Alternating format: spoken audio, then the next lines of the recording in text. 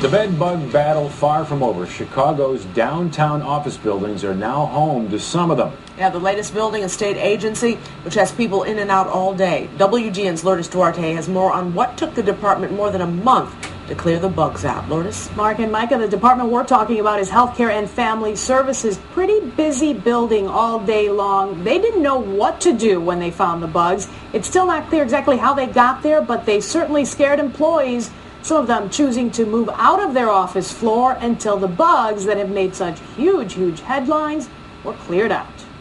Now, they're back. La picadura de chinches. The bedbug epidemic continues to sweep retailers in the New York City area. It is the bug heard around the world. Bedbugs, a tiny little insect stirring things up. First in hotels, then retail stores. Restaurants we've dealt with where the changing rooms that the employees are using become infested. And now office buildings right here in Chicago. That's it. I mean, there's no ifs or buts, right? This is video from the state's Department of Healthcare and Family Services. Yes, a government agency. The bugs found in cubicles a month and a half ago. Actually, not just spotted there, but biting at least one employee with the mark to prove it. Normally, bedbug bites are described as, by clients to me, the one thing I consistently hear is like, it was like a mosquito bite on steroids.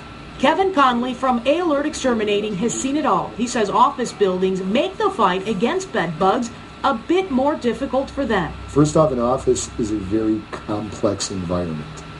There's a lot of voids. You've got everything from cubicle walls to computers, desks that the bed bugs can actually harborage and live in. Which is what DHFS ran into. They didn't know how to tackle it. The employees, frustrated, came to us. We went to the union. The thing with bedbugs is that they had to, by trial and error, find out what chemical would work. So it did take several weeks in different treatments by exterminators in order to actually kill them. And although everyone on the 12th floor knew about it, many others working in this busy downtown building right next to the Oriental were in the dark. I haven't seen or heard anything. No one's talking about it. Nothing.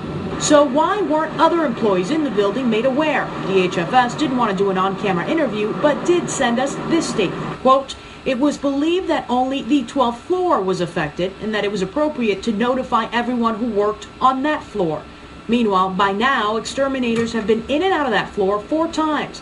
Plus, employees got informational sessions on how to handle bedbugs." And then anyone that was concerned about their safety or their health and that of the clients in the affected area were able to move to another floor.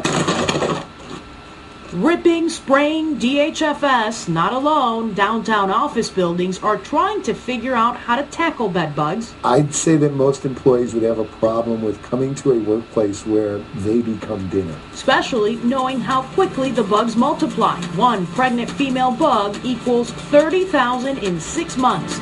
That means when it comes to this world traveling bug, time is key. It's a giant snowball. And right now, feel a giant snowball that's going very quickly down the mountainside.